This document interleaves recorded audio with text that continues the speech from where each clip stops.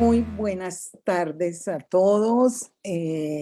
Muchas gracias por acompañarnos en este espacio de la Red Colombiana de Escritores Audiovisuales, redes, que para los que no lo saben, porque hemos hecho esta charla, pues el día de hoy es muy especial porque es una charla abierta, no solamente para nuestros socios, sino para todos los compañeros de las otras sociedades de gestión o de otros tipos de especialidades que quieran acompañarnos.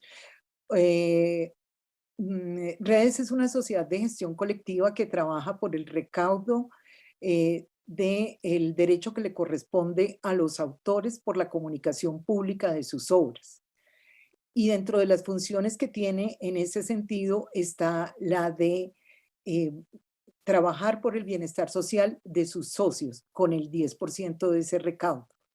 Parte de lo que, por supuesto, todos sabemos que es bienestar social, incluye la salud emocional, la salud mental y la salud física, por supuesto. En esta época de pandemia ha sido sumamente difícil lo que hemos tenido que atravesar en el mundo.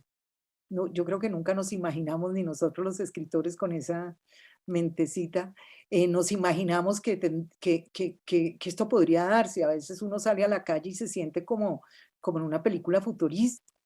Todos estamos con tapabocas y como los niños, hasta niños muy pequeños, los ve uno con tapabocas, todo eso uno dice, pero ¿a qué hora nos pasó esto? Parece una de las películas, honestamente les tengo que decir que parece una de las películas que le gustaba ver a mi marido, que eran de esa índole, de esa naturaleza, ¿sí? Y de pronto, ¡pum!, desaparecían y había la gran epidemia y etcétera, y el gran virus que destruía todo. A mí me parecía absolutamente fantástico, como que eso no podía llegar a ocurrirnos, pero ocurrió y lo estamos viviendo. Y en ese sentido, pensamos desde redes que todos necesitamos orientación, apoyo, desde luego, y orientación. Un día nos dijeron, bueno, se va. Lo primero que supimos era que por allá en China, que habían hecho un caldo que parecía como levantamuertos, pero era un caldo que dicen que era con un animal raro, no sé qué. Eso fue lo que nos dijeron. No sabemos exactamente cómo fue la cosa. El caso es que eso que comenzó en la provincia de Wuhan, cuando menos pensamos, estaba, si mal no recuerdo, en Barranquilla y rápidamente en el resto de Colombia. Ya cumplimos más de un año y medio en esta situación, primero con confinamiento total y luego pues como tratando de acomodarnos a esto, con muchas especulaciones, sin saber qué hacer, si nos vacunamos, si no nos vacunamos, y fundamentalmente, que es una de las razones de la charla de hoy, eh, decidiendo que cuando nos dan la orden y nos dicen, bueno, primero llévense los niños para la casa, que es que los niños no se contagian, pero no pueden ir al colegio. Pero entonces luego no, que vuelvan al colegio, pero los niños sí transmiten, pero los niños entonces pueden contagiar a los adultos, a los profesores y luego cuando regresan a la casa a los abuelitos, a los papás, etcétera, etcétera. A los niños los vacunamos, no los vacunamos. Una confusión muy grande. Creemos que tenemos y sentimos todos, porque hay muchísima información, además estamos en una era de gran información, y por eso desde redes y desde el bienestar social particularmente, hemos querido dar esta charla con dos expertos, dos médicos expertos en lo que tiene que ver con la pandemia desde el terreno de perdón un momento porque no encuentro aquí las hojas de vida que son tan largas que desde lo que tiene que ver con la epidemia en sí misma, desde la parte física, eh, como lo que tiene que ver con lo emocional. Entonces, eh, nosotros tenemos hoy a Pablo Vázquez, que es médico pediatra de la Universidad Nacional de Colombia con maestría en epidemiología clínica de la Pontificia Universidad Javeriana. Es jefe de la unidad de cuidado intensivo pediátrico en el Hospital de San José de Bogotá instructor asociado de la Facultad de Medicina en la Cátedra de Pediatría en la Fundación Universitaria de Ciencias de la Salud, profesor asistente en el Departamento de Pediatría en la Facultad de Medicina en la Universidad Nacional de Colombia y presidente del Comité de Ética en Investigación en Seres Humanos en el Hospital San José. Bueno, es una hoja de vida, y eso para no seguir acá, bueno, realmente la hoja de vida de Pablo es muchísimo más larga, que la preparó Claudia Liliana, porque es jefe de investigación en pediatría en la Fundación Universitaria de Ciencias de la Salud y líder en el grupo de investigación en cuidado pediátrico en la Universidad Nacional de Colombia. Bueno, tiene muchísimas más estudios y experiencias, pero lo vamos a dejar hasta ahí porque creo que lo más importante es lo que ellos nos puedan transmitir en este tiempo que vamos a tener. Nos acompaña también Andrea Guzmán, quien es psiquiatra.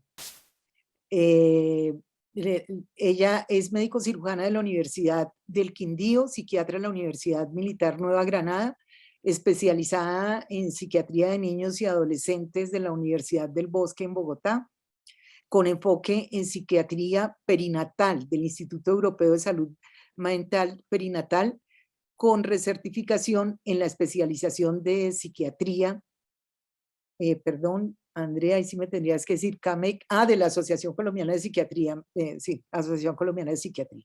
Es especialista en pedagogía y docencia en la Fundación Universitaria del Área Andina de Bogotá y tiene una maestría en sueño, fisiología y medicina en la Universidad de Murcia de España. Bueno, entonces, perdón, Pablo, por favor, un saludo para que te puedan conocer primero. Aquí, eso, activar el micrófono, gracias. Bueno, buenas tardes a todos. Muchísimas gracias a Redes por la invitación. Muy contento de poder seguir compartiendo toda esta información que hemos adquirido durante este periodo de la pandemia, que me parece que es tan importante para poder tomar decisiones claras y bien llevadas. Entonces, muchas gracias y espero poder contestar, ojalá, 1200 preguntas que tengan para nosotros. Eso sí, todos animados a escribir. Ahora, Andrea, por favor, un saludo para nuestra audiencia. Hola, buenas tardes. Gracias por la invitación. Veo que buscaron muchos datos de la hoja de vida. Sí, realmente es agradable compartir este espacio con ustedes, con Pablo, que no nos veíamos hace rato.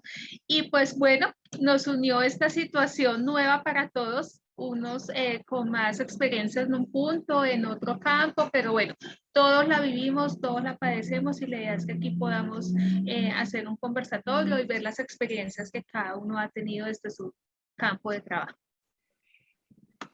Muchas gracias, Andrea. Entonces, ahora los voy a dejar ahora que ya conocemos a nuestros invitados, los voy a dejar con Claudia Liliana Neira, que es la presidenta del Comité de Bienestar Social de Redes y también la encargada de coordinar los eventos de pedagogía que realizamos a través de redes. Claudia, digámoslo así, de alguna manera será la moderadora de este evento. Perdón, yo no me presenté, mi nombre es Alexandra Cardona y soy la presidenta de la Red Colombiana de Escritores Audiovisuales. Originalmente, este evento estaba pensado para realizarlo vía Zoom y solamente con los socios y solamente con, pues como solemos hacer otro tipo de actividades. Pero realmente llegó un momento en que consideramos que debíamos abrirlo al público en general por lo que estamos en este momento pasando. Así que los dejo con Claudia y damos inicio a la charla. Gracias, Alexandra, y pues gracias a los expertos que nos acompañan y por haber aceptado la invitación de Redes. Y bueno, pues como se trata de una charla para despejar las dudas sobre el regreso a clases en los tiempos de COVID, pues vamos a hacerlo de una manera más informal, así que con la anuencia de nuestros invitados vamos a dejar de lado el título de doctores para conversar así a secas con Pablo y Andrea, ¿les parece? Bueno, definitivamente la pandemia yo creo que alteró rápidamente el contexto y la forma en la que estábamos habituados a vivir y muy especialmente tuvo impacto en la vida de niños y jóvenes por las medidas de cuarentena, con las restricciones y el aislamiento social. Me gustaría, así como un preámbulo, que Pablo y Andrea nos cuenten o le cuenten a nuestra audiencia, grosso modo, sobre esas implicaciones del COVID durante todo este largo periodo que creo que aproximadamente llevamos ya más de 16 meses entre el confinamiento y la reactivación económica para entrar en materia con la repercusión en el regreso a clases. Así que les cedo la palabra a nuestros invitados. Claudia, muchas gracias. Pues en principio tengo una pequeña presentación, si quieren verla, que trae un poquito como números y cosas para que podamos poner un poco en contexto esta información. Perfecto. Me dicen si ven mi pantalla ahí. Sí, estamos viendo tu pantalla. Perfecto. Entonces, pues yo les preparé esta pequeña presentación. Básicamente, muchas gracias nuevamente. Les voy a contar lo que ha pasado. Entonces, un día, como estaba contando Alexandra, en Wuhan apareció alguien infectado de un virus que no conocíamos. Ya veníamos desde hace unos años paniqueados con que algún día iba a haber un virus que nos iba a cambiar la vida y tratábamos de prepararnos para eso.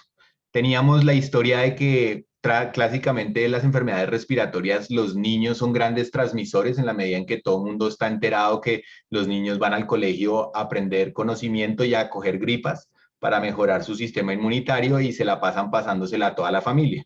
Entonces, en general, pues todos estábamos pensando que esto iba a suceder. Esa era nuestra experiencia con los virus anteriores. Entonces, lo primero que dijimos, no había pasado más allá de las fronteras de Europa y ya habíamos cerrado todo el planeta y dijimos, los niños no vuelven al colegio, hay que encerrarlos en las casas porque no por proteger los niños, hay que decir, en realidad los encerramos era porque nos iban a contagiar a los demás. Entonces lo que hicimos fue cerrarles los colegios y cerrarles las guarderías. Parece ser una medida más o menos cauta en la medida en que no teníamos información.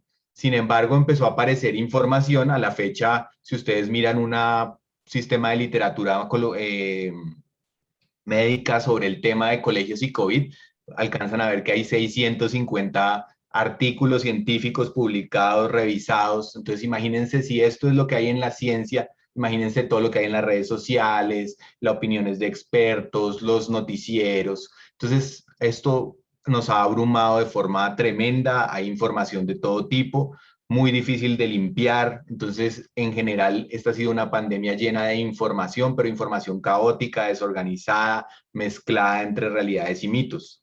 Lo que hemos intentado algunos es tratar de limpiar esa información, tratar de mostrarles la información que está más a la mano. Sin embargo, pues es bien difícil llevar el día a día. Si yo les pudiera decir en una sola diapositiva cuál es la información que tenemos, clara y concisa, es a los niños estamos seguros en este momento que la enfermedad les da menos grave. Más o menos el riesgo de morir siendo mayor de 20 años o menor de 20 años es 5 veces, lo cual implica que esto es un virus muy inusual, porque usualmente los virus respiratorios tienden a comprometer los extremos de la vida. Generalmente afectan mucho a los niños pequeños y a los adultos mayores. Por eso ustedes ven que todas las estrategias de vacunación hacia lo respiratorio tienden a ser en pequeños y en muy grandes. Esta es la primera vez que nos pasa que los adultos en general están más afectados que los niños. En realidad, tenemos una dificultad entre estar claros si son menos susceptibles al virus o si realmente es que no lo manifiestan. Algunos estudios que intentan buscar técnicas especiales basadas en pruebas de anticuerpos en la sangre han demostrado que casi la mitad de los niños podrían llegar a ser asintomáticos de la enfermedad. Entonces eso los hace muy difíciles de detectar en la medida en que no estamos haciendo tamizajes masivos simplemente para ver quién amaneció contagiado hoy miércoles, sino que en general tratamos de hacer un seguimiento basado en síntomas o en contagios. Entonces, realmente puede que los niños sí se contagien igual que los adultos, pero definitivamente lo manifiestan menos. Que para el efecto importante, pues eso es lo clave, ¿no? Que no hacen enfermedad. Cuando hacen cálculos de cuando les hacen pruebas positivas, la variabilidad de que salgan positivas depende un poco de la prevalencia de la enfermedad, de qué tanto virus está circulando, pero no suelen ser muy positivos. Entonces, encima de todo, son difíciles de diagnosticar. Y una cosa muy importante que es si son más o menos contagiosos que los demás, pues realmente la información dice que entre más chiquitos tienden a ser menos contagiosos. No sabemos si es por la manera como se relacionan con los adultos, si realmente hay algo biológico que hace que sean menos contagiosos, o si simplemente es el hecho de que como son tan asintomáticos, pues tampoco producen tanto virus para poder generar enfermedad. Entonces, en general, eso es lo que sabemos desde la medicina en cuanto a gravedad, susceptibilidad y contagiosidad. ¿Cuál fue la situación? El planeta en el primer semestre del 2020, como ustedes ven todo lo que está en rojo, cerró todos los colegios, todas partes, exceptuando algunos europeos muy locos y a los canadienses que viven muy apartados, los australianos que cogieron y cerraron todo y no dejaron entrar a nadie a su isla, pero en general todo el mundo cerraron los colegios. Cuando empezó a aparecer la información, entonces empezaron algunos a entender que los colegios probablemente no eran una fuente primaria de contagios, entonces empezaron a abrirlos. Esto ya era el segundo semestre del 2020. Empezaron ustedes a ver que algunas personas lo intentaban hacer parcial, otros como los europeos rápidamente empezaron a abrir y los latinoamericanos, ¡pum!, cerramos todo masivamente. Parte fue porque fuimos los últimos en el que nos cogiera la ola, pero también creo que hay parte del desconocimiento y de la cultura y la idiosincrasia nuestra. Lo grave es que para el primer semestre del 2021, cuando todavía ya tenemos información de casi un año de que los colegios no parecen ser fuentes de contagio, los únicos que seguíamos cerrados éramos los latinoamericanos y los países suramericanos específicamente, lo cual hace que seamos una zona, digamos, con alta dificultad para la apertura de colegios. Ustedes lo han visto en las noticias, todavía estamos, como contábamos, a 18 meses de esta pandemia y todavía tenemos mucho miedo de llevar los niños al colegio. Esta es la información que tiene a fecha de hoy la UNESCO y ella dice, en este momento Colombia está completamente abierta para el sistema de colegios. Obviamente ustedes saben que en la vida real no es tan claro, pero en principio miren que todavía hay algunos rezagos de Sudamérica que todavía no somos capaces de abrir los colegios. Y el impacto que ha tenido esto es fuerte, porque miren que Colombia acumuló casi 59 semanas de actividad sin colegios. Eso es más de un año de no tener colegios. Obviamente colegios virtuales que, como ustedes saben y han tratado de aprender de la virtualidad, poco o nada funciona en ciertas edades o para ciertas cosas. Y definitivamente la América es la zona del planeta que más efecto va a tener de la cerrada de las escuelas, y vamos a ver, y probablemente Andrea nos va a contar todo el impacto que tiene esta vaina. A fecha del 7 de agosto, este es el patrón de contagios en Colombia. Es un patrón que, si ustedes conocen el de adultos, es muy parecido. Entonces, cada vez que los adultos se contagian, los niños se contagian. Entre más se contagian, en todas estas épocas los colegios han estado cerrados. Y miren que no tienen nada que ver con los colegios. Ahora que empezamos a abrir los colegios, no ha habido un súbito aumento de los casos de los niños ni nada de esas cosas raras. Entonces, en principio, el número de contagios está directamente relacionado con los adultos y directamente relacionados con contagios en las casas. Los niños se contagian en los colegios, se contagian en su casa. ¿Listo? Fallecidos en Colombia para esta fecha ha habido 500 niños, pero de esos solamente 200, como el 40%, parecen estar relacionados con COVID, que a veces es difícil de interpretar porque a uno le dicen 200 niños, eso es un montón, ¿cierto? Pero entonces pensémoslo un poco en relación a cuántos niños hay de esa edad o cuál es la mortalidad habitual. Y ustedes ven que estos niños, que serían como los que mandaríamos al colegio, más o menos se muere en menos de uno, cercano a uno, hasta 2 niños por cada 100.000 niños de esa edad. Si ustedes lo comparan con cualquier otra cosa, con cáncer, con cualquiera de los otros virus que conocen, con inclusive la accidentalidad por motocicletas, por bicicletas, es mucho mayor esa que esta. Entonces, realmente el COVID no ha sido importante en niños. Miren cómo es la diferencia en adultos, que ustedes sí lo han sentido. Uno siente que hay familiares que han tenido la enfermedad, que han fallecido. Los números son terriblemente más altos y estos sí han generado lo que se llama una mortalidad adicional, o sea, no era usual que se muriera tanta gente en un año.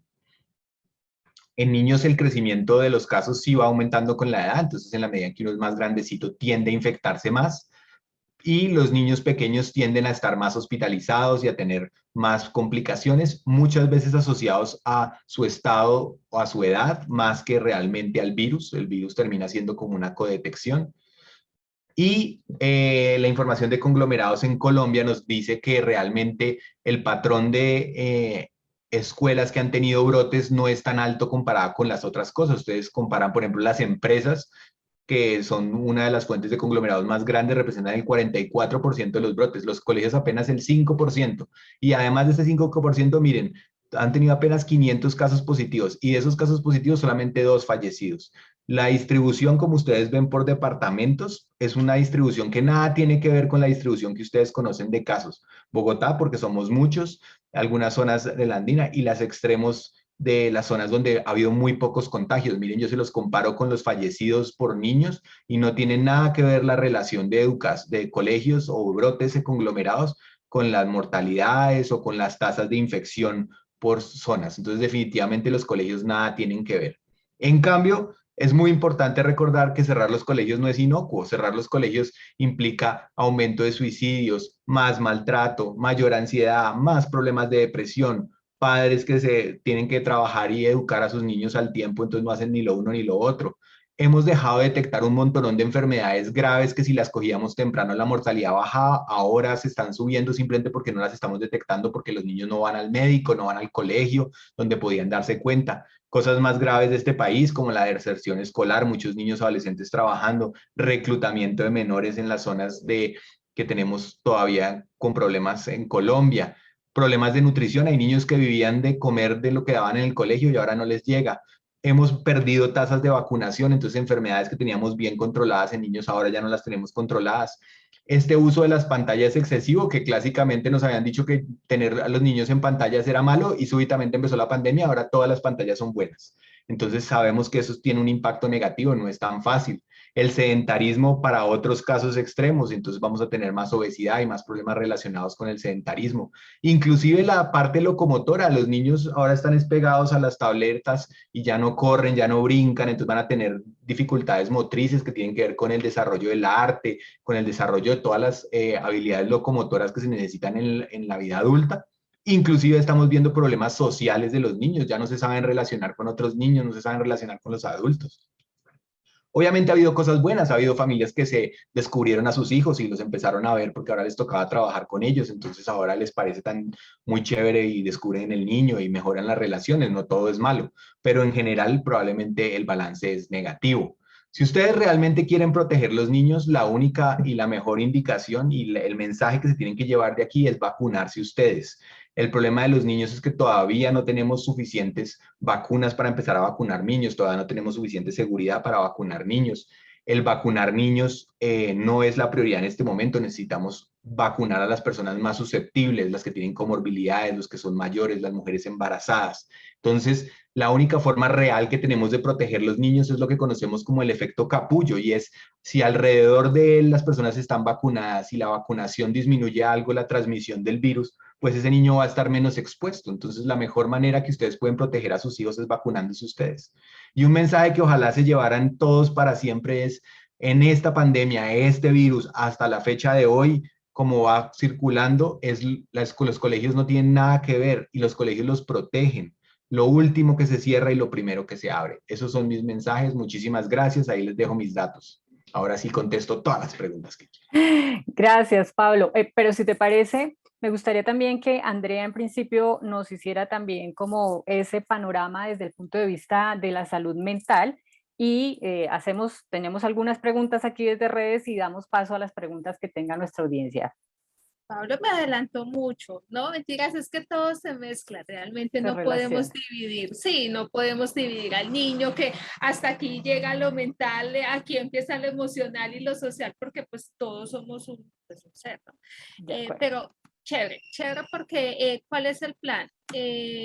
Nosotros hablamos por los niños no tienen en muchos casos voz ni voto, pero sí tienen algún tipo de representación, sea su familia, sea las personas que atendemos niños, desde la parte de pediatría, desde la parte de psicología, psiquiatría. El hecho es que todos hemos dado vueltas y vueltas en esta gran pregunta. ¿Volvemos al colegio? ¿No volvemos?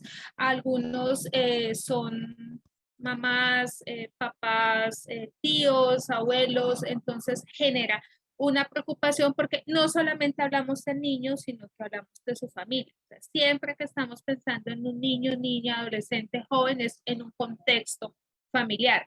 ¿Qué pasa en la familia? Pues que todos tenemos oportunidades diferentes y momentos diferentes. Un día nos encerraron confinamiento completo, y para el niño es chévere porque es un paseo. Estoy en la casa, descanso, que mejor que no madrugo, que no tengo que ir a estudiar, y fue algo entre comillas agradable unos días, unos meses. Pero es que, como dijo Alexandra al inicio, ya vamos más de un año en esta situación, y como que el adulto de alguna manera sale porque le tocó, porque tiene que trabajar, porque tiene que pagar algún recibo, pero el niño no. El niño se queda en su casa, y ¿qué le pasa si está en su casa? Nada, pero está contento porque está con la familia. Aquí tenemos un gran panorama porque el contexto familiar en Colombia es muy amplio.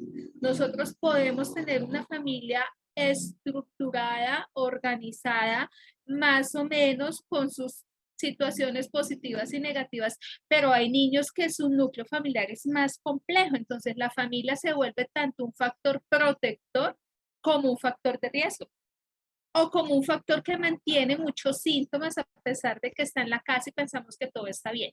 Entonces, todos estos impactos biológicos, psicológicos, emocionales, sociales, iniciaron, van bajando, vuelven y aparecen. ¿Por qué? Porque la incertidumbre de todo esto continúa. Entonces, listo, ya llegó la vacuna, esperamos la vacuna. No, mentiras que todavía no. No, que el colegio, no, pero es que de pronto no. Que ya está más o menos la nueva normalidad, como me dijo una muchacha, pues una paciente. Tenemos que adaptarnos a la nueva normalidad, pero todavía no sabemos cuál es esa nueva normalidad. En ese orden de ideas cambia, y nosotros somos seres que nos acostumbramos a diferentes hábitos. Nos acostumbramos a levantarnos temprano para ir al colegio, pero ya no hay colegio, entonces ya no me acuesto temprano, entonces me acuesto tarde porque me levanto tarde, porque no tengo que estudiar, entre comillas. Entonces, cambian los ciclos de sueño, cambian los ciclos de alimentación, cambian el ejercicio que realizaba, las actividades físicas, reunirme con mis amigos. Entonces, son situaciones de estrés tanto para la familia como para el niño y el joven. ¿Qué pasa en dos grupos grandes que quiero algo muy puntual explicarles? Hay niños, niñas y adolescentes, esas son las siglas de NNA, sin ningún diagnóstico en salud mental. Nuestros hijos, primos, conocidos, familiares, bueno, niños que inicialmente se adaptan. Puede haber una situación de ajuste, enojo, rabia, mal genio, yo no sé qué me pasa, quiero salir al parque, no sé, tengo 3 años, 5 años, 7 años y me enojo, pero es momentáneo. Posiblemente aparecen síntomas ya un poco más elaborados por tiempo. Ya no estamos hablando de la irritabilidad, sino que podemos pensar en síntomas de depresión, o en síntomas de ansiedad, o en síntomas que sean un trastorno de sueño en sí. Entonces puede aparecer. Y el otro panorama son los niños que nosotros atendíamos, que ya tenían una situación previa, que tenían algo que necesitaba un control en salud mental, y el panorama se vuelve más amplio, porque hay niños que mejoran, hay niños que empeoran y hay niños que siguen estables. Entonces, aquí empieza uno a ver por qué algunos mejoran, porque niños, por ejemplo, víctimas de matoneo, están más tranquilos en su casa, o porque niños con alguna situación particular pueden empeorar, como un niño con déficit de atención, que se vuelve tan complejo el tema de tablet, de celular, de computador, de guías, es un poco más difícil esta situación. Como decía Pablo, la escuela es chévere en muchas cosas. Vamos a estudiar, sí. Vamos a aprender, sí. Pero también vamos a socializar, también vamos a relacionarnos con los niños, a resolver un problema, a decirle, profe, yo hice la tarea, pero se me quedó, ¿qué puedo hacer? A solucionar una situación con un compañero de mi salón, de otro salón. Ese juego y ese tomar el sol, alimentarse, todos los niños tenemos derechos fundamentales, entre estos la educación, pero también la alimentación, y posiblemente la escuela nos ayudaba en ese punto de comida, de vigilancia, de acompañamiento, de las jornadas que hacían en la parte de salud. Entonces eso se puede ir perdiendo poco a poco, y la idea es poderlo recuperar. Ahora, ¿cómo lo vamos a recuperar?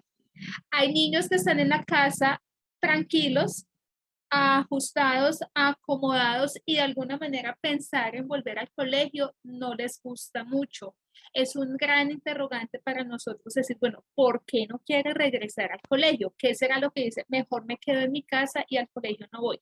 Pero hay otros niños que dicen, sí, si quiero ir, yo sé que tengo que estar juicioso, yo sé que no me puedo quitar el tapabocas, yo sé que debo estar lejos, yo sé, y tienen todas las recomendaciones y las hacen porque anhelan este momento después de tantos años no, tantos meses de estar en la casa. Entonces, ¿qué hay que mirar? ¿Cómo es el estado de salud del niño? ¿Sí? Lo que decía ahora Pablo. Hay muchas situaciones de enfermedades en la parte médica que generan una mortalidad mayor, ¿sí?, que el virus como tal. ¿Cómo es en este momento, en el sitio donde yo vivo, la transmisión que se tiene por este momento de la colectividad? ¿Cómo es el aula? ¿Cuántos niños hay? ¿Hay opciones de que digan en el salón? Esos ajustes se está haciendo en cada institución educativa porque tanto como niños, papás, profesores están buscando la manera de regresar al colegio. Todo es riesgo-beneficio.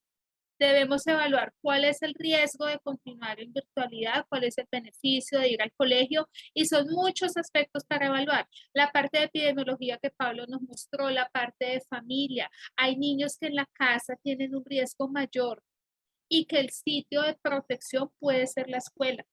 Hay niños que a pesar de estar con el apoyo en la casa, se vuelve complejo porque mamá, papá, tía, abuela, en la parte de educación, no somos la persona ideal, no somos idóneos, para eso tenemos los profesores que nos ayudan en la parte de educación, ¿sí?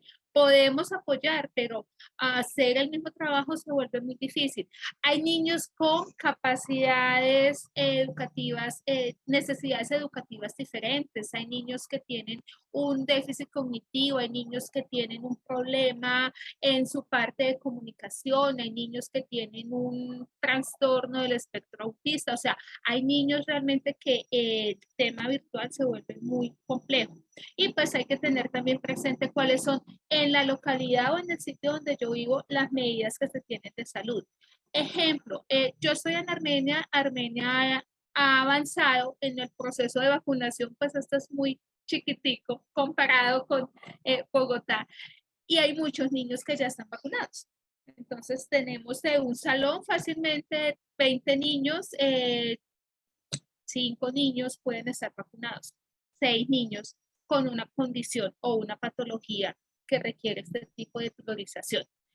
Cerraron, todo se nos cambió. La educación, la parte económica, la parte familiar. Claro, hay momentos agradables, como nos decían, compartir con la familia, pero hubo una reestructuración. Posiblemente el hijo que vivía afuera regresó a casa. El que estaba en otro apartamento viviendo aparte regresa a casa. Entonces pensemos en un apartamento o en una casa pequeña donde viven 5 o 6 personas, un niño pequeño, un adolescente. Entonces se vuelve un poco complejo. Una mamá me decía, es que yo tengo en la sala quinto A, en el cuarto décimo B, en la sala trabaja mi esposo, y se vuelve todo muy complejo por un espacio, por una convivencia del día a día.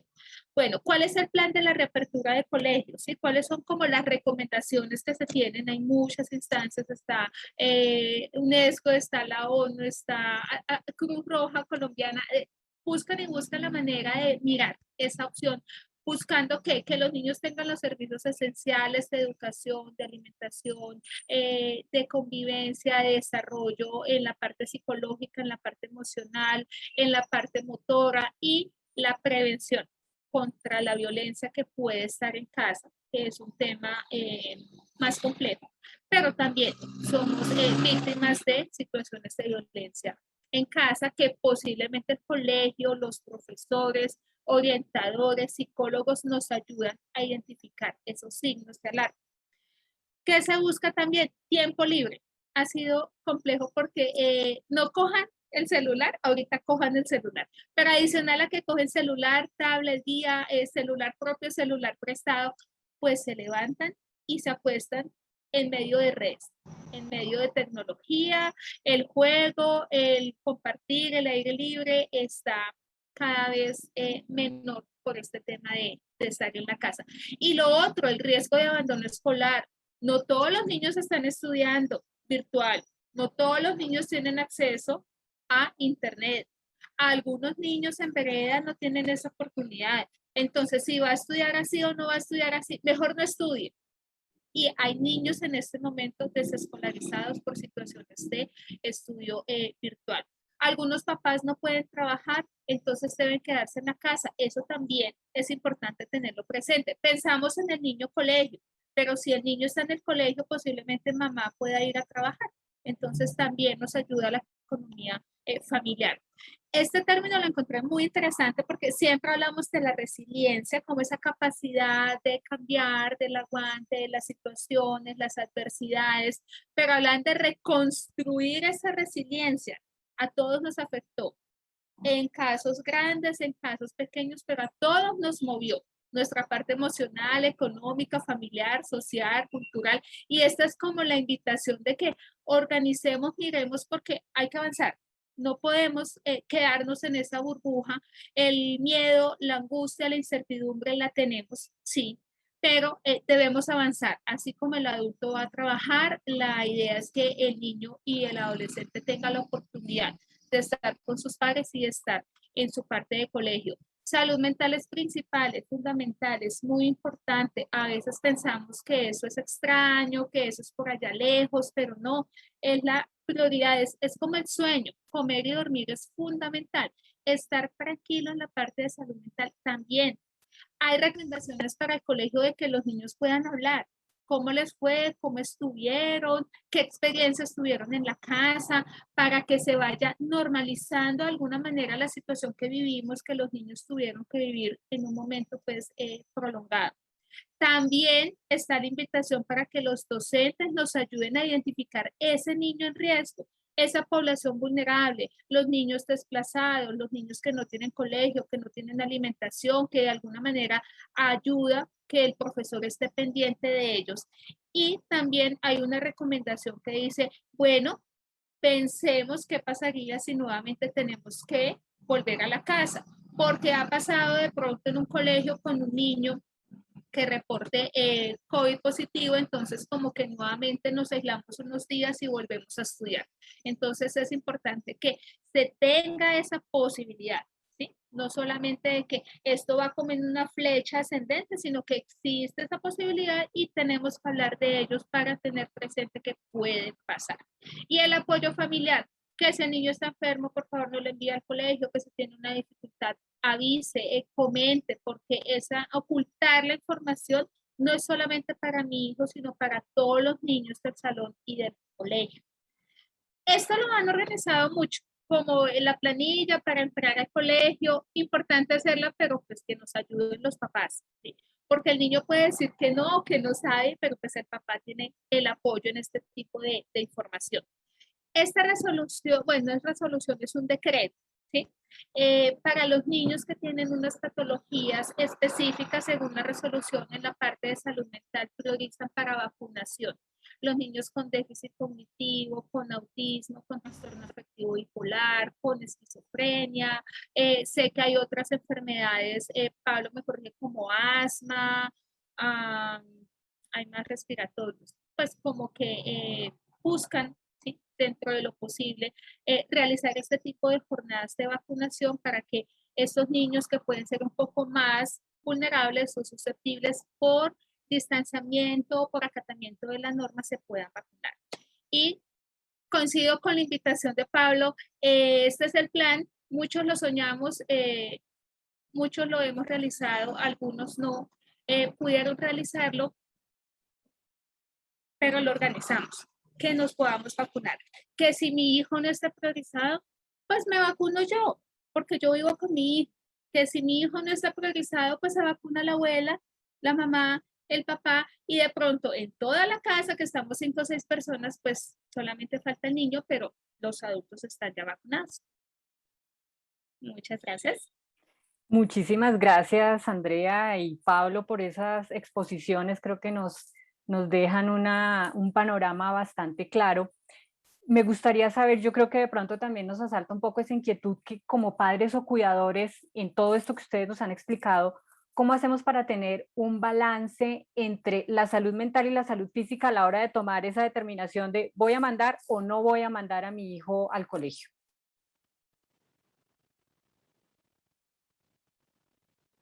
Dale, Andreita. Es tu área. Yo peleo por la mía. Yo peleo, no mentira, no vamos a pelear, pero sí a mirar.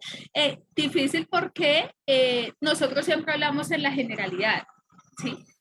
General, afectación emocional, general ansiedad, general mal genio, no sé qué hacer, ya estoy como angustiada como mamá y la convivencia se vuelve un poco compleja, ¿sí? Entonces como que es mejor que se vaya, a ver si respira y yo respiro.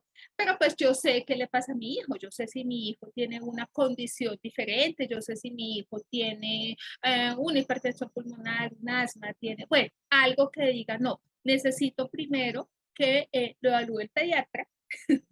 Ahí llega Pablo, a ver cómo está, ¿sí? En qué condición está, porque si bien algunos niños están enfermos, otros niños están controlados, entonces hay que mirar como el momento en la parte de permiso del pediatra.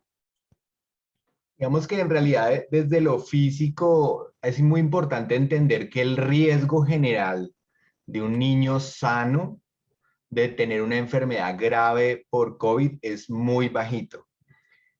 Como ustedes ven, el riesgo de tener problemas, digamos, no específicamente enfermedad mental, sino toda la infraestructura de sus vidas sociomental, sociopsicológica, como la quieran describir, pues en principio es mucho más fácil o más vulnerable al encierro.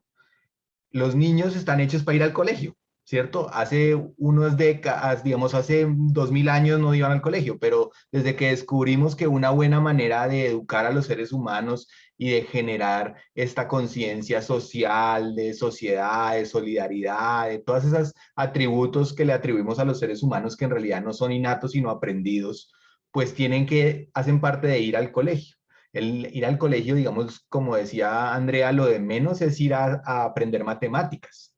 O sea, uno va al colegio es aprender a lidiar con los problemas, Que con no lo vaya a escuchar la profesora de matemáticas. que los digamos que en el fondo es eso, a jugar, a aprender a vivir con la gente.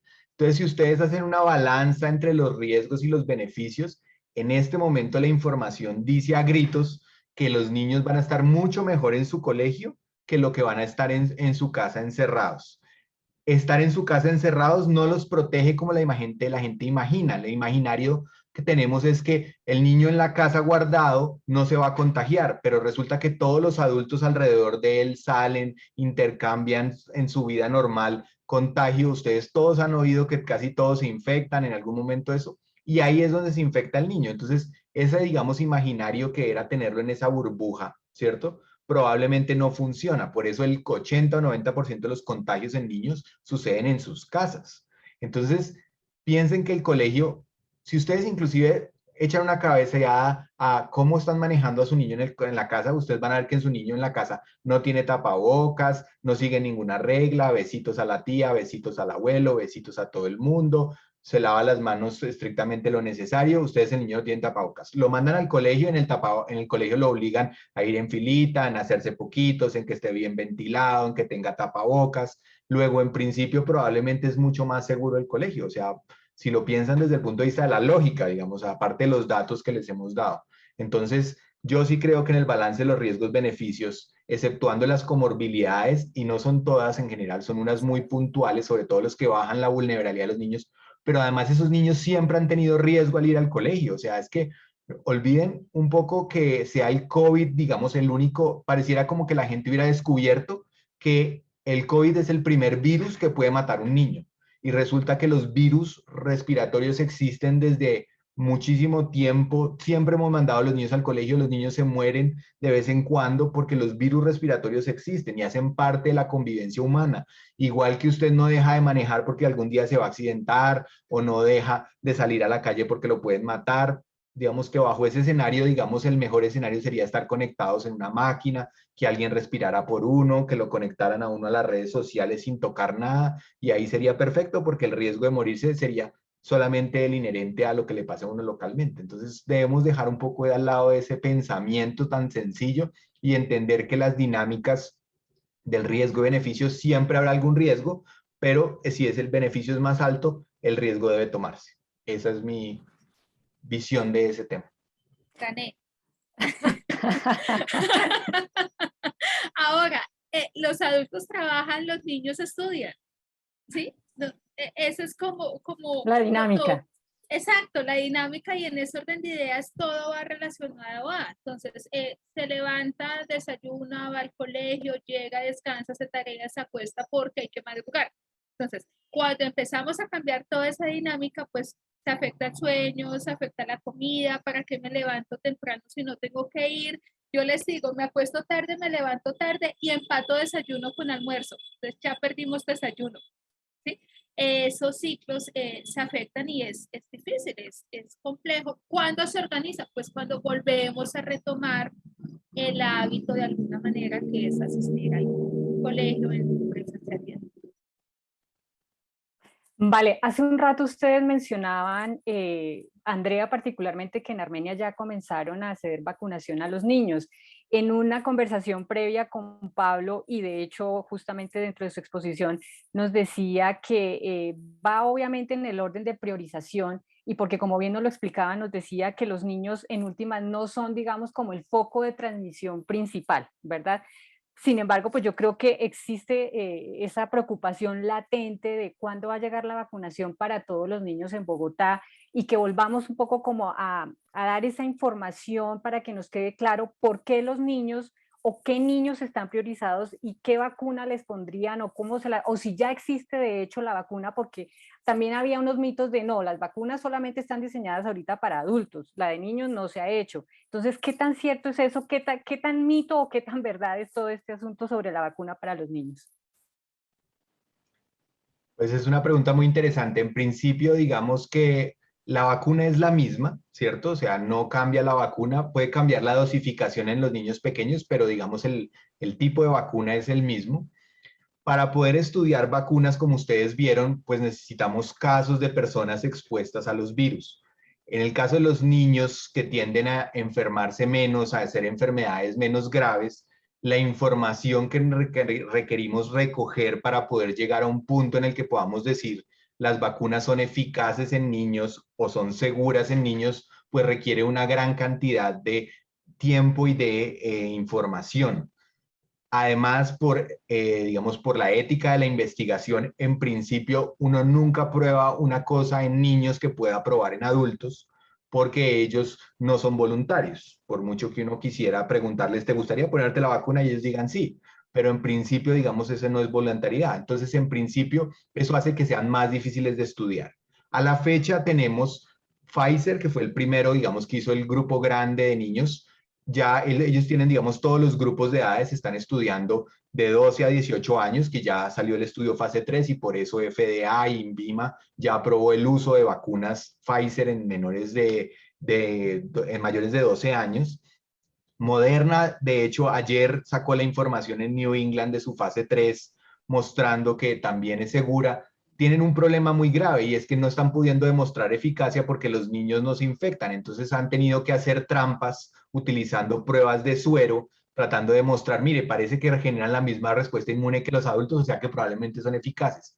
Y obviamente nos muestran, digamos, los efectos adversos que tienen, que son significativos como ha pasado en adultos, pero leves, digamos, le da uno gripa, le da maluquera, lo tiende a la cama 2 días, le da fiebre, le da diarrea, le da diferentes cosas, pero en general no es enfermedad grave, que es lo importante. La siguiente información que debe llegar es los niños de 6 o 7 años hasta 12 años, que también ya está en curso muy avanzada. Y el último grupito que van a estudiar son los niños de 6 meses a 5 años. También hay ya niños recogiendo y estamos en experimentación, pero se va a demorar mucho la información. Como en este momento la priorización, acuérdense que hasta hace un tiempo se habló mucho de que la función de la vacuna era generar una cosa que llamaban el efecto rebaño, que era que hubiera suficiente gente vacunada para que el virus no circulara más. Pero en la medida en que han venido variantes, hemos descubierto que la eficacia para controlar la infección leve de las vacunas es menor. Entonces Pfizer un día dijeron que 95% y todos estamos orgullosos, que eso a nadie le iba a dar ni gripa. Hoy en día ya hablamos de 50, 60, 70 en eficacia de evitar la infección leve, que es la transmisibilidad, la que hace que se pase de uno a otro. Entonces, hoy en día hay que cambiar un poco esa idea y pensar que en realidad no estamos vacunando para lograr efectos rebaño, estamos vacunando para que la gente no sufra de enfermedad grave. Como esa es nuestra meta, tenemos que priorizar los más susceptibles a los menos susceptibles. Y en la cadena de susceptibilidad, como les acabo de mostrar, los niños están de últimas. ¿Por qué? No sabemos, la biología no la entendemos, no es lo normal, se nos sale la cabeza. Por eso nos cuesta mucho trabajo aceptarlo, pero es la realidad, los niños no se enferman de esto. Si en realidad quisieran proteger a los niños, tendríamos que vacunarlos de influenza, todos juiciosos, un montón de otros virus que si los matan, que nunca hemos podido desarrollar vacunas porque no ha sido interesante para las compañías, ¿cierto? Y en cambio, nos tenemos que enfocar, sí, en los niños vulnerables. Entonces hay un pequeño grupito que ustedes saben que ya están vacunando. Acuérdense que solo pueden recibir Pfizer, entonces es difícil porque Pfizer es de las que menos hay, porque también las estamos priorizando para las mujeres embarazadas, que también solamente tienen estudios en mujeres embarazadas Pfizer, mostrando también buena eficacia, buena seguridad. Entonces, hasta que no tengamos información en las demás vacunas, no podemos usar los otros tipos de vacunas. Entonces, eso hace que las vacunas de Pfizer estén contaditas. Y como están contaditas, nos toca escoger los niños con más vulnerabilidad, luego los de menos. Cuando tengamos información de los de 6 a 12 años, probablemente vacunaremos los que tengan morbilidades en esa edad. Y ya cuando logremos vacunar a todo el mundo, pensaremos en vacunar los niños, las personas sanas, un poco como lo hemos hecho en adultos. Un problema que estamos teniendo y que es parte de la razón de hacer este tipo de mensajes es se nos está quedando todavía mucha gente muy vulnerable, la gente todavía le tiene pánico a las vacunas, que oí que el vecino se murió el otro día de la vacuna, que yo oí que en un hospital una persona se murió con todas las vacunas puestas.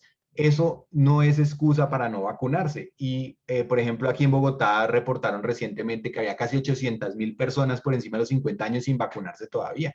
Eso es una cosa muy loca, porque entonces tenemos la herramienta, tenemos la forma, estamos pensando en pelear por vacunar niños sanos y todavía no hemos vacunado a la gente que realmente está en riesgo. Entonces, si me preguntan a mí, desde el punto de vista de salud pública, desde el punto de vista de tomar una decisión para el globo terráqueo, primero a la gente vulnerable. Entonces, si ustedes quieren ayudar a los niños, ayuden a que la gente vulnerable se vacune, para que cuando llegue el momento en que ya nos empiecen a sobrar las dosis o nos empiecen a haber otras vacunas que podamos usar para niños, entonces las podamos usar para esos niños y tengamos la conciencia tranquila de que la gente vulnerable ya se vacunó.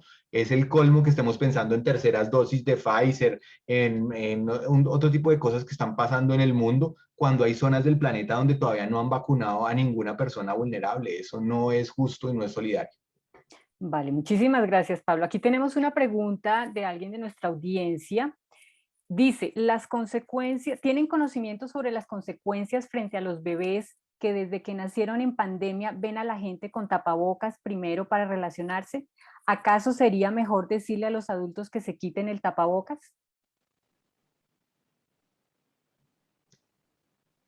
Andrea, Pablo. En principio, digamos, sí, o sea, de las consecuencias sociales del tapabocas es increíble, o sea, no sé si a ustedes les pasa, pero uno por los pasillos, gente que conocía hoy día no la conoce, y entonces lo pasa uno de antipático porque pues uno no estaba acostumbrado a reconocer a la gente por los ojos. Digamos, eso lo hacen en el Oriente Medio porque toda la vida han vivido en eso, entonces saben reconocer a las personas por los ojos, pero nosotros no, entonces pasa uno de antipático, de grosero, ¿cierto? Imagínense un niño que una de las cosas, de las primeras cosas que describimos como neurodesarrollo en los niños es la sonrisa social, porque reconoce la cara de su mamá y ahora está con tapabocas, entonces cuando se quita el tapabocas va a gritar del susto, es que, uy, tenía boca, ¿sí?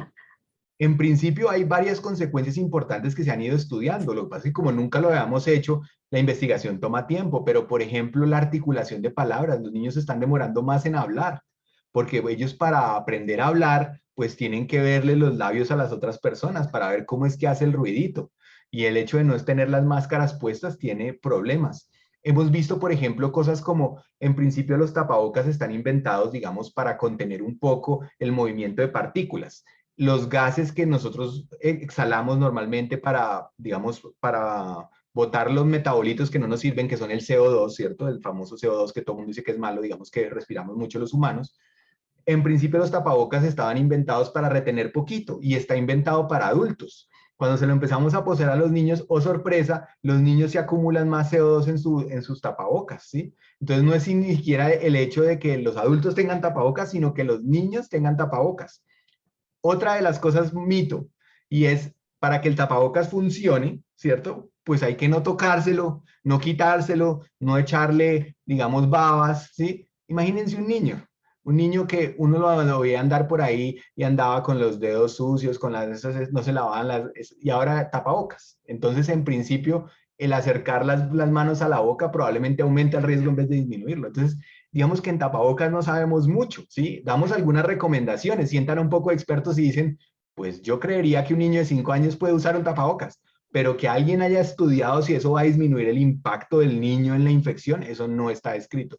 Y impacto de usarlo, sí hemos empezado a aprender algunas cosas. Entonces, es un punto difícil, digamos que no hay una respuesta clara, lo seguimos usando y lo seguimos recomendando, pero no es inocuo, eso está claro. Andrea, ¿tú quieres complementar? Sí, digamos que para saber consecuencias nos falta, ¿sí? Pues, tiempo. Pienso que vamos a estudiar todos y ojalá no existiera otra pandemia como para decir, vea, allá dijeron tal cosa, porque pues no vamos a saber una consecuencia. Que sí sabemos algo muy puntual como lo que decía Pablo, la parte de desarrollo del niño. Entonces, el niño nace, el niño es miope, el niño no ve a lo lejos, ¿sí? El niño ve cerquitica.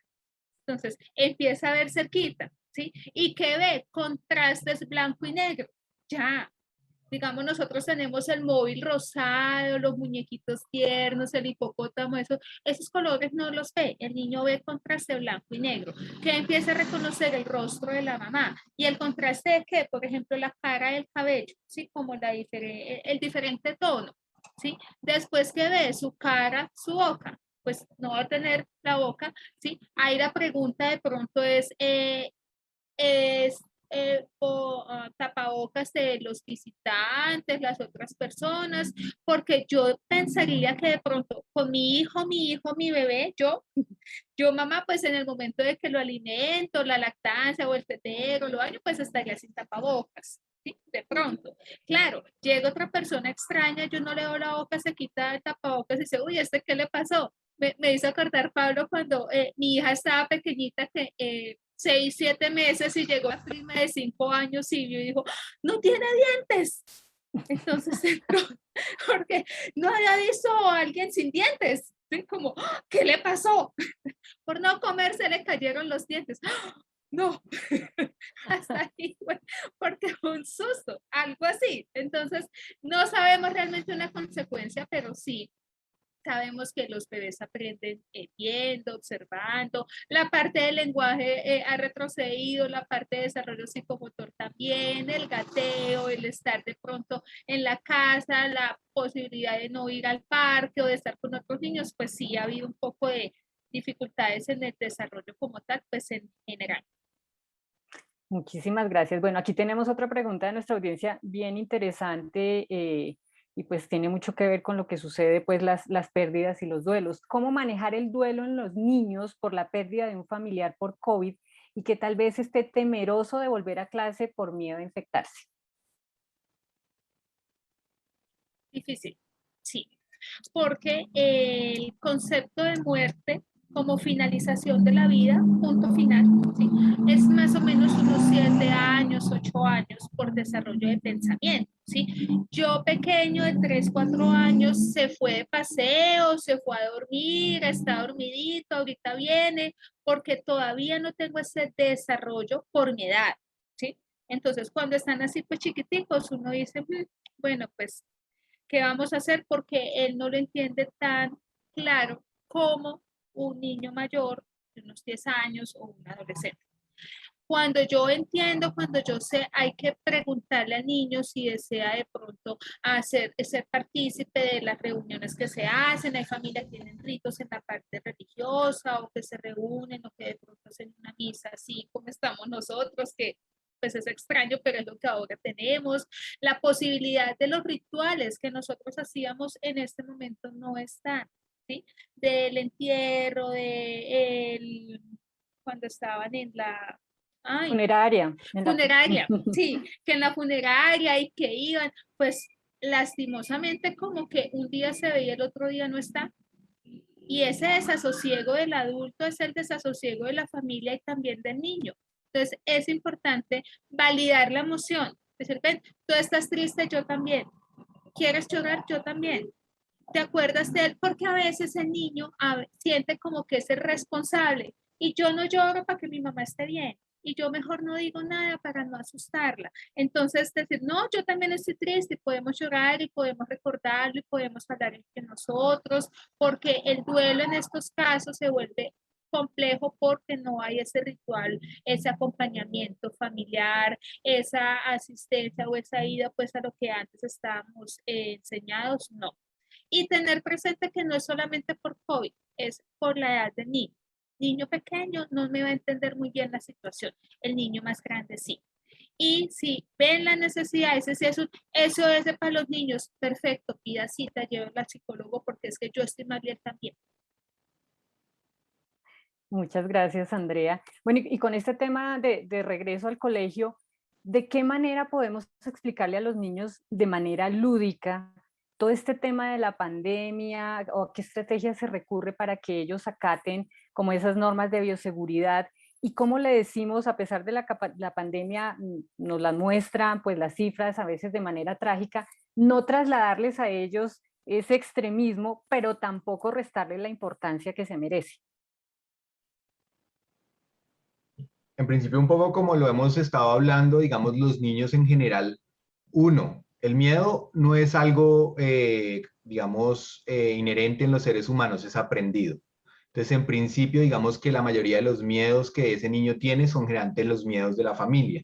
Entonces, una de las cosas que creo que hicimos mal en esta pandemia es en general tratar de manejar la información en torno al miedo. Nos encanta, por eso nos gustan las películas de terror. Entonces, en principio, ese uso del miedo genera un problema muy grave y es que cuando necesitas revertir el efecto que causaste es muy difícil, porque entonces ahora tienes que desaprender un miedo. Y como los miedos son irracionales, pues es muy difícil racionalizarlos, enseñarlos. Entonces, en principio, recuerden que los niños, uno, aprenden del ejemplo. Entonces, en principio, si usted no se pone el tapabocas, pues no espere que el niño se ponga el tapabocas, ¿sí?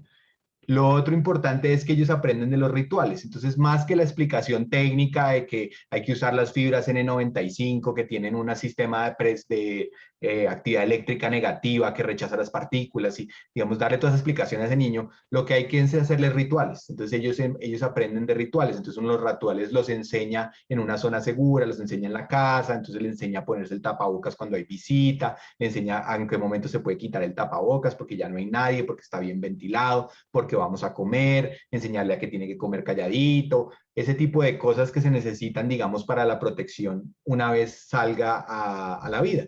Es un poco como lo enseñamos todos, cómo le enseñaron en bicicleta, cómo le enseñan a comer, cómo le enseñan a no decir groserías, cómo le enseñan a saludar a toda la familia, así el niño no quiere saludar a nadie, ¿sí? Entonces, en principio es enseñando, por ejemplo, los rituales, ellos aprenden muy bien de los rituales y no hay que darles la explicación condensada.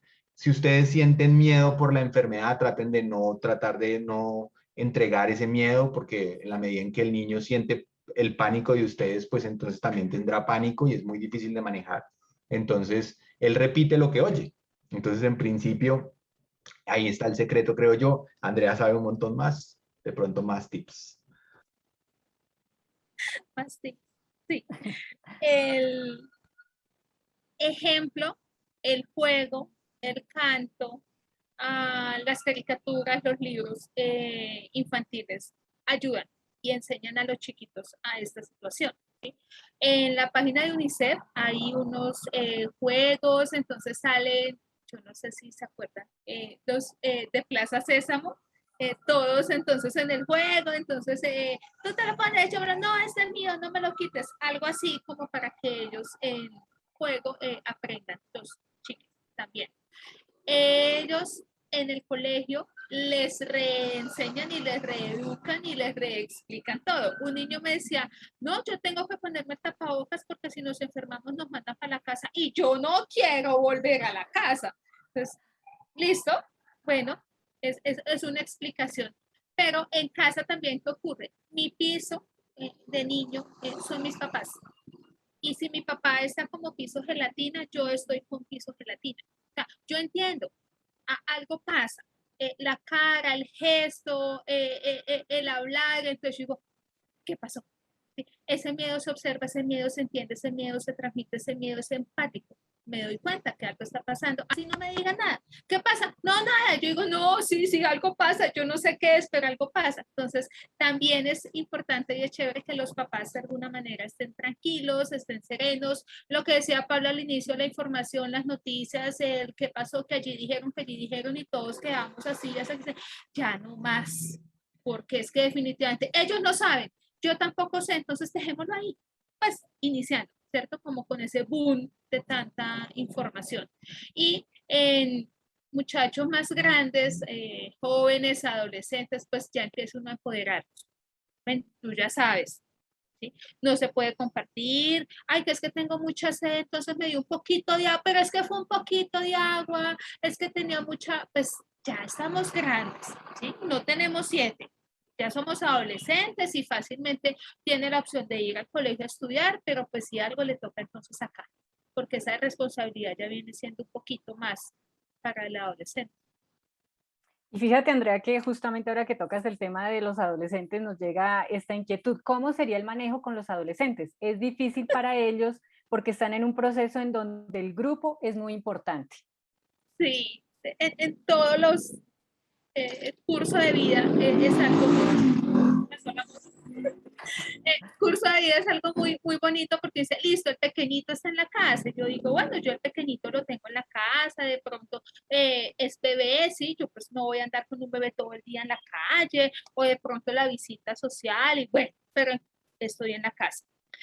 El pequeñito, 5 o 7 años, yo creo que nos inventamos todos los juegos existentes y no existentes en esta pandemia, que con la plastilina, la que se come, la que no se come, el muñeco, los juegos de atrás, saltemos, brinquemos, cosas para hacer, hasta que dijimos, ¿ya qué más hago con el niño? No sé qué más hacer. Bueno, el adolescente ya tiene una situación diferente, porque es que yo ya sé las cosas, digamos, buenas, malas, ya me criaron, ya tengo mis valores internos desde mi casa, responsabilidad, en la parte de respeto, la parte de honestidad, y empiezo, entre comillas, como a ensayar lo que me enseñaron, ¿sí? Entonces digo, ojo, ya sabe, yo ya le expliqué, o vea, pasa esto, ¿y qué estoy buscando? Esa parte familiar, el núcleo, ya está consolidado. Yo quiero a mi mamá, quiero a mi papá, me caen bien, pero es que ahorita yo quiero es mis amigos. Yo quiero verme con ellos, encajar, estar en el equipo de fútbol, de natación, vamos a salir, vamos a hacer, resolver un problema, vamos para allí. No, tengo que avisarle a mi mamá. No, yo no me puedo ir sin avisarle porque se enoja y me encierra de por vida.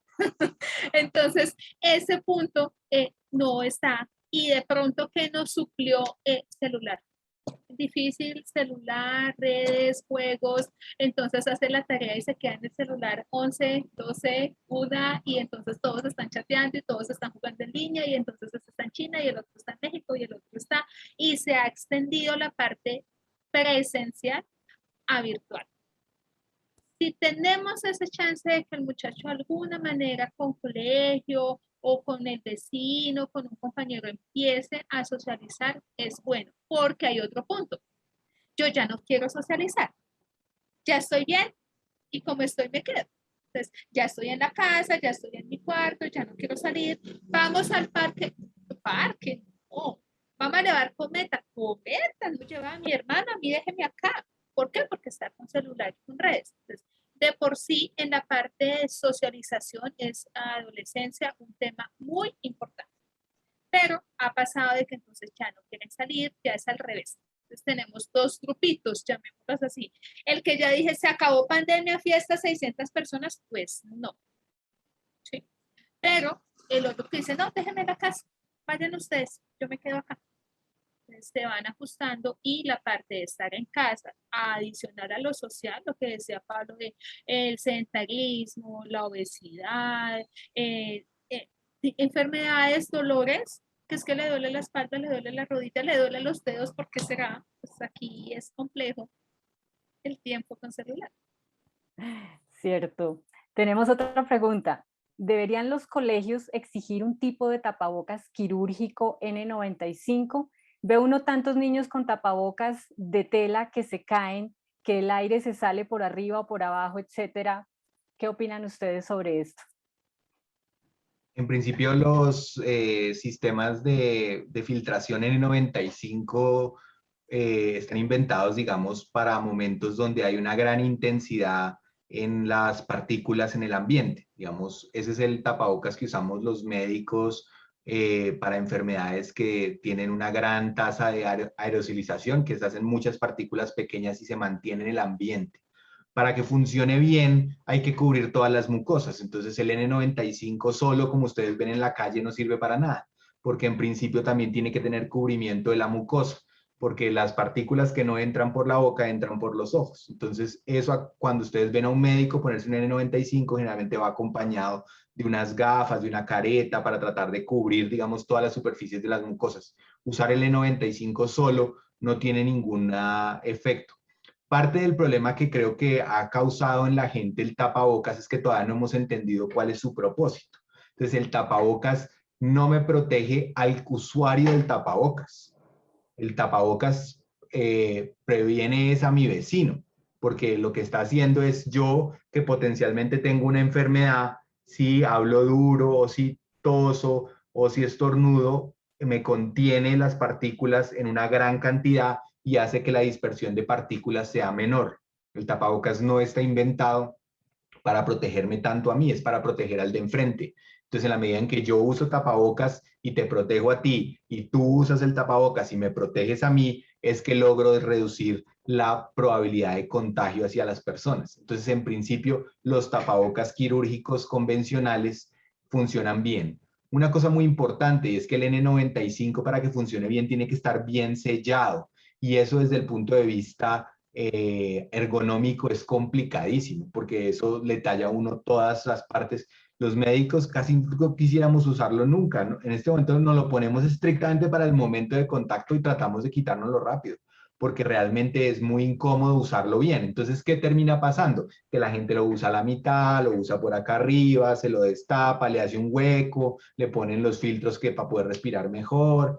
Entonces, en principio, la recomendación es que el N95 solamente sea usado por personal de salud en situaciones particulares. No es un tapabocas para usar en el día a día. Los tapabocas quirúrgicos reducen considerablemente el riesgo. Eso, asociado a una buena ventilación, hace que el riesgo reduzca de forma muy significativa, inclusive entre una persona asintomática. Gracias, Pablo. Justamente en la explicación que nos daba Andrea al inicio también nos hablaba de que hubo como unos incrementos tal vez en algunos trastornos de tipo mental, emocional, y es una pregunta que surge sería, ¿cómo haría yo como padre o como cuidador para detectar si hay algún síntoma de trastorno, de estrés, de depresión, que es tan difícil poder detectarlo en los niños y en los adolescentes? Las reacciones emocionales son permanentes. Un día yo puedo levantarme de mal genio, peleé con mi amigo, con mi novio, con mi mamá, pero al rato ya estoy bien. Y de pronto soy adolescente y un día como que quiero compartir y de pronto ya no, ¿sí? Pero son momentáneos, ¿sí? Como si fueran punticos. Como que dice, ay, hoy amaneció, respiremos, tranquilo, y al ratico está querido, cordial, le lleva el café, le hace el desayuno, pues dice, ay, sí, es la adolescencia, ¿sí? Porque todos fuimos adolescentes y de pronto nos acordamos en algún momento cuando era como espontáneo. ¿Qué ocurre cuando yo ya digo, esto está raro, esto como que ya no? Es porque es de muchos días. Entonces ya no es un día, sino dos, sino son 8, 10, 15 días que llegó, venga, pero ¿qué le pasa? Lleva 15 días que no come, encerrado, nadie le puede hablar porque responde con 3 piedras en la mano, no comparte. Antes comíamos aquí todos en el comedor, ahorita quiere comer allá en la paticueva o en la cueva o en el cuarto, no se baña. Algo está ocurriendo porque no es del momentico, no es de mucho tiempo.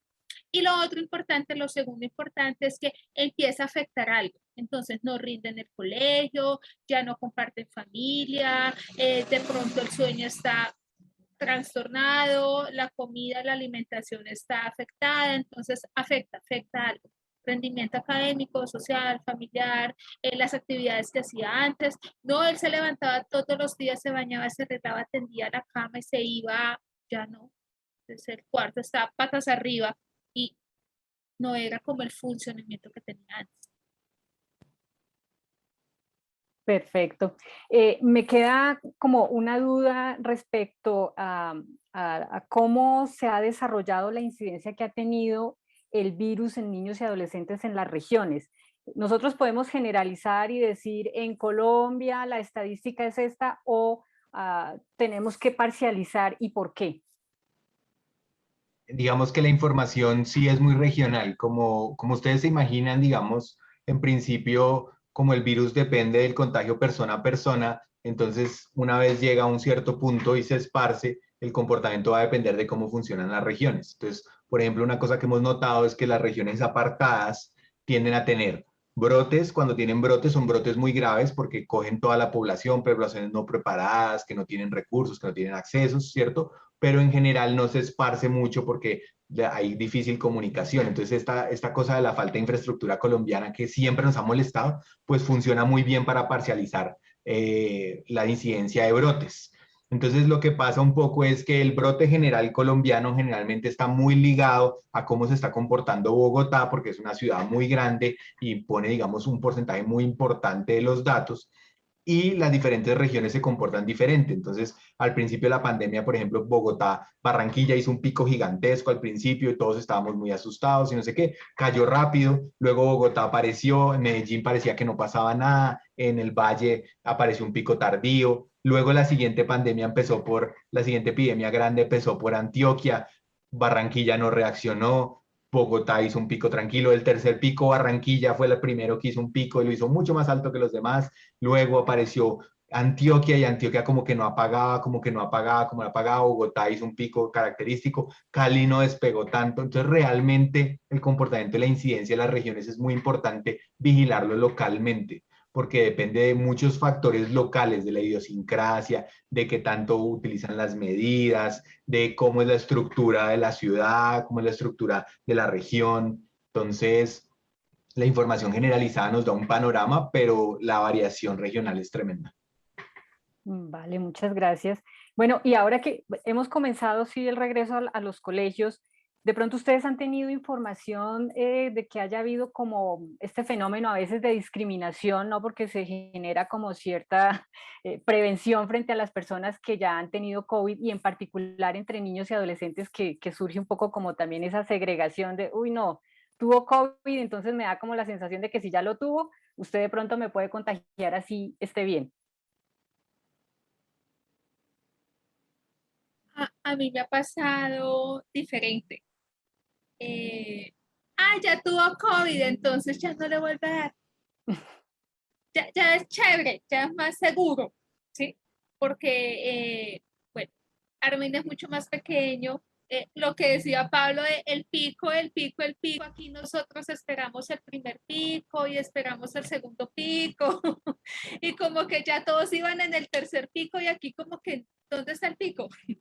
Todos asustados esperando que llegara el famoso pico y como que hubo fue mesetas y no apareció el pico. Entonces empieza a verse como la diferencia y también en el comportamiento. Yo ya tengo la vacuna o ya me dio COVID, eh, mejor, chévere, ya está inmunizado, ya como que no le va a dar, ¿sí? En adultos. Y los niños no he tenido como ningún niño o adolescente como con discriminación de que este le dio, qué tal que me lo pegue, no.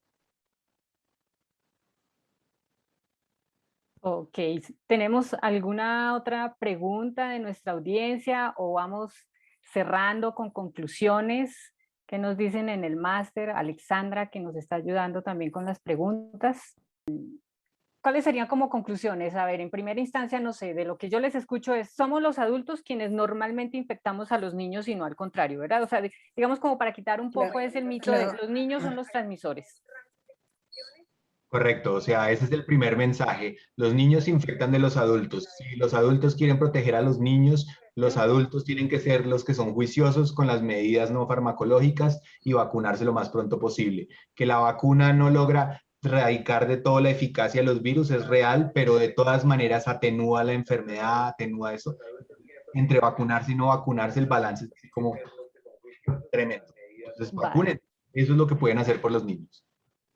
Tendríamos otra, por ejemplo, los niños tienen incluso más riesgo de contagio en sus casas que en los colegios.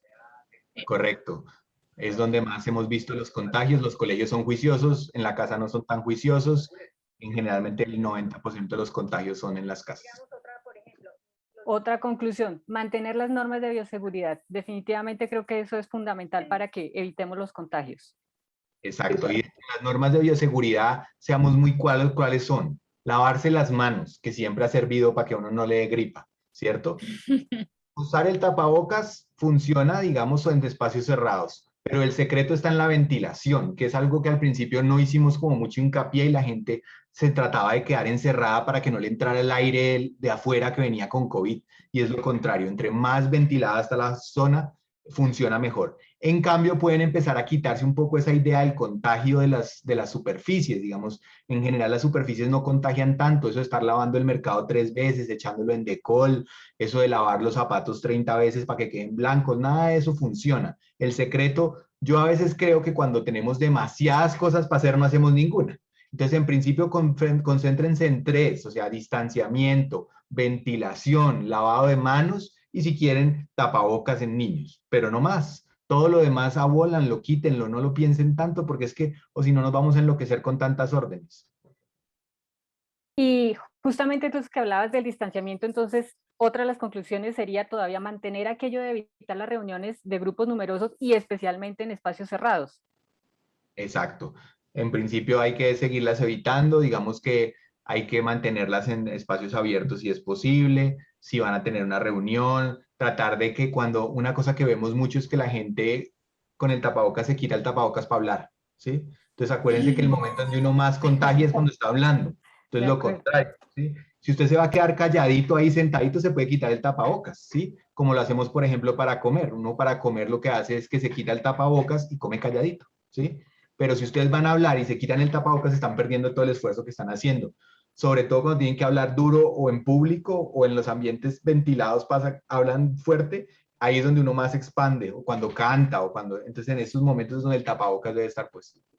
Perfecto. Otra de las estrategias creo que funciona y como conclusión de esto también es que como adultos, como cuidadores de nuestros niños y nuestros jóvenes, debemos marcar la pauta, ¿cierto?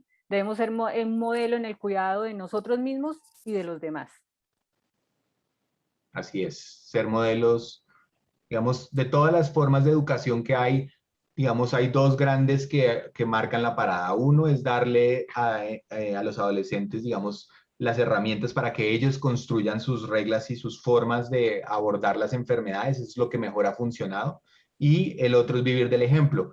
Tanto a los adolescentes, los roles a veces no son directos porque a los adolescentes les gusta más tener de modelo a otro adolescente o a un hermano mayor, digamos, el sistema de los hermanos mayores, y en los niños sí definitivamente los papás que son su ejemplo y tratan de seguir su ejemplo. Entonces, esos son los dos claves de la educación efectiva.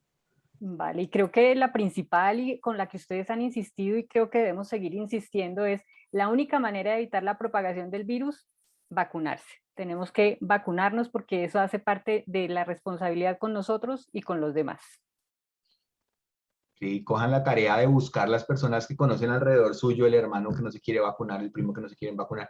Traten de convencerlo. No hay que maltratarlos, no hay que decirles que son burros, nada de esas cosas, porque usualmente son miedos irracionales, son generalmente mala información o tienen miedos, digamos, de cosas que realmente no existen. Entonces ahí es que hablarlo, comunicarlo, volver a traer el tema, volverlo a traer a colación, tratar de encontrar dónde están las dificultades, dónde están los miedos, para tratar de ayudarles a solucionar. En la medida en que ustedes logren vacunar a alguien alrededor suyo que no se quería vacunar, están haciendo mucho más por los niños que seguir peleando por si abren o no abren los colegios. Perfecto. Bueno, Alexandra, ya que nos levantó el dedito, creo que quieres decir algo ya para ir cerrando. Bueno, en primer lugar, muchísimas gracias. Esto ha sido súper interesante. Y yo primero quiero transmitir una pregunta que tenemos en el chat, que es, ¿cuáles son las vacunas que están aprobadas para los niños? ¿Qué vacuna es la que está aprobada para los niños? Digamos, lo resumo así, es un poquito más larga, pero para que le demos respuesta de una vez, si quieren ustedes amplían un poquito. No, es muy sencilla. Pfizer, no hay más por ahora. Bueno, y hay otra cosa que me llama la atención y es para Pablo y Andrea. Es que hemos estado muy centrados en hablar de los niños en general y de las personas mayores, pero los adolescentes en esta situación se nos han quedado como por fuera. ¿Ahí qué hacemos? Ellos están en proceso de transición, ¿sí? De estar pequeños a sentirse grandes, pero a veces el grande tiene 12 años y pues sigue siendo pequeño. En ese orden de ideas, el grupo de adolescentes pues es amplio. Tengo como unos adolescentes chiquitos, por decirlo así, y otros adolescentes de 16 años que están en 11 o que están iniciando una carrera universitaria que también han tenido pues este impacto como tal por no poder asistir a la universidad o a su graduación. Con adolescentes hay algo muy interesante que yo sí veo en consulta, que ellos solicitan de ayuda. Yo quiero ir, déjame ir, buscan un psicólogo. O van y buscan al profesor chévere, o van y hablan con la psicóloga, porque necesitan poder hablar con alguien, contar, decir. Entonces hay un gran apoyo de los muchachos ahora, es que ya buscan. El niño no lo busca, es su mamá o su familiar, pero el adolescente cada vez está más empoderado y tiene la opción y tiene la posibilidad incluso de buscar en redes, en el colegio, con los amigos, con un familiar así querido. Entonces están abriendo puertas para buscar el apoyo también. Bueno, ya ahora sí, para ir cerrando, la charla ha estado deliciosa. Aquí todos los comentarios son que ustedes maravillosos, que nos pudiéramos quedar charlando. De verdad hemos aprendido mucho. Les agradezco en nombre de redes y de todos los amigos y colegas que han participado acá, a Claudia, que ha moderado la charla, a Andrea y a Pablo, naturalmente. Pero me queda como algo en el ambiente como para otra charla, y es, ¿nuestra realidad va a ser esta? O sea, lo que sigue de aquí para adelante es esto. Y otra, pero que le voy a pedir a Pablo que me la conteste rapidito antes, o sea, antes de que me den respuesta a esta para cerrar, es, bueno, los niños, según tú nos contaste cuando estábamos preparando esta charla, se morían cantidades de niños de enfermedades respiratorias y eso no era noticia. Y ahora se mueren 3 o 4 niños de COVID y si estamos hablando de la gran noticia, explícame cómo ese fenómeno. Y luego sí, para cerrar esa última de la realidad, ¿esto es lo que nos toca?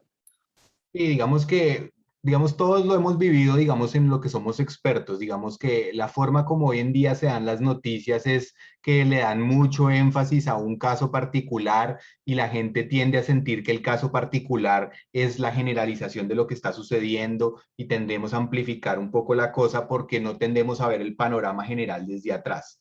La situación de los niños toda la vida ha sido pelear con las enfermedades respiratorias.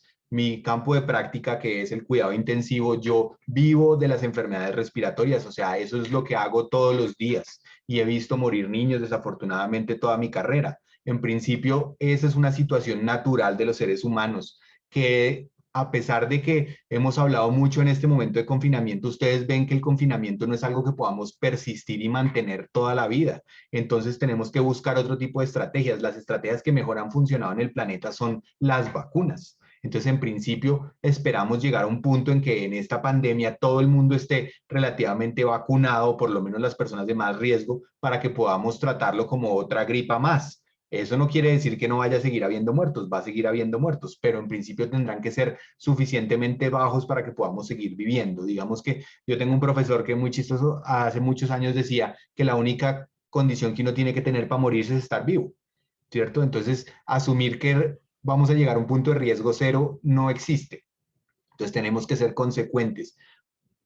Ojalá de esto quede la sensación de que hay que desarrollar más otras vacunas, ¿cierto? Como el problema es de niños, generalmente en niños son muy poquitos, entonces las compañías farmacéuticas no invierten porque del costo-beneficio no se justifica desarrollar todo esto. O sea, no sé si ustedes vieron las ganancias de las compañías farmacéuticas este año por las vacunas, pero ha sido 28 o 30 veces lo que se ganaban. Entonces, en principio, pues ellos están muy contentos repartiendo vacunas, pero en principio cuando uno les ofrece solucionar las vacunas de otras enfermedades que desde el punto de vista de la estructura cuesta mucho trabajo crear, pues ellos no lo hacen simplemente porque los números no les dan. Entonces probablemente en este paso, como hicimos con COVID, deberían los gobiernos invertir sobre las compañías farmacéuticas para que las compañías farmacéuticas nos solucionen problemas de salud pública en los niños. Nosotros vamos a quedar con el compromiso de prácticamente evangelizar respecto a la necesidad de vacunar.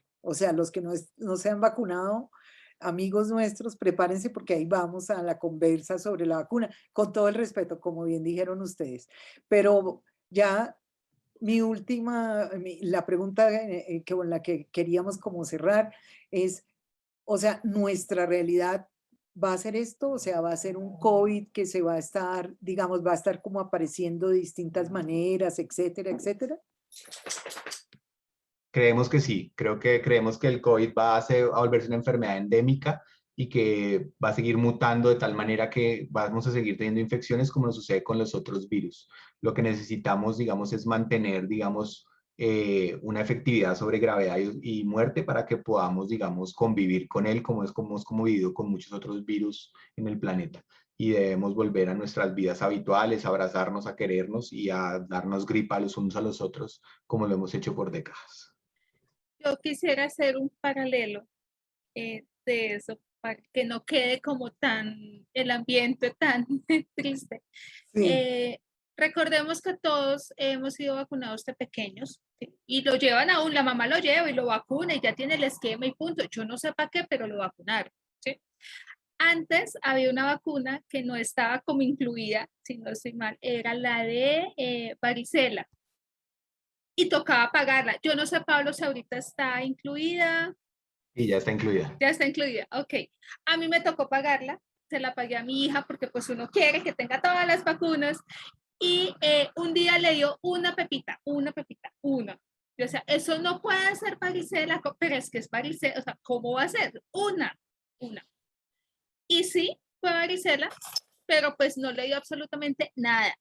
¿Sí? Entonces, ok, pero es que tiene la vacuna. Sí, tiene la vacuna, pero a ver, le dio una pepita y corre, salta, brinca, juega, no pasó absolutamente nada más. ¿Sí? Entonces, la vacuna está, sí, nos ayuda, sí, que nos dé la gripa o que nos contagiemos. Bueno, pero es que estamos aquí hablando de vida o muerte, sí, no estamos hablando de que puede que nos contagiemos, que tengamos la vacuna, pero es que se vacunó y le dio. Pues sí, pero de pronto no ocupó una cama en UCI, no estuvo la familia angustiada y no se murió. Viruela hace muchos años ya no hay, ¿sí? Desde el 77. Entonces, pues son como experiencias de vida que vamos quedando. Sin embargo, bueno, también lo dejamos para, ya vi que tenemos mucho que hablar, para otra oportunidad. También hay un movimiento antivacunas que ha pesado mucho en esto y sigue pesando, ¿no? Entonces y también pues hay muchísima información, nos asusta, hay tanta información que es que uno, realmente yo creo que me puedo sentar con un amigo y a tratar de convencerlo de la vacuna y voy a salir pensando, yo si puedo desvacunarme, me desvacuno, porque es que hay muchos argumentos respecto a eso. A mí me dijeron que con la Sinovac, que es la China, que entonces que había un chip y que uno terminaba, pues que uno terminaba y con algunas cosas chinas. Yo no he visto nada raro, solamente he empezado a leerme ya hoy la segunda lectura del libro rojo de Mao, pero de resto todo normal. O sea, no veo nada, todos estamos bien, todo eso. Bueno, yo en nombre de Redes les agradezco muchísimo por compartirnos sus conocimientos, sus experiencias. A Claudia, como siempre, por este trabajo tan especial que hace, y le agradezco muchísimo a todas las personas que han asistido. Quiero que sepan que el video queda aquí en la página de Facebook, también ustedes si pueden remitirlo, los interesados, y también lo subimos luego a la página de Redes, que es redescritores.com, y a nuestro YouTube.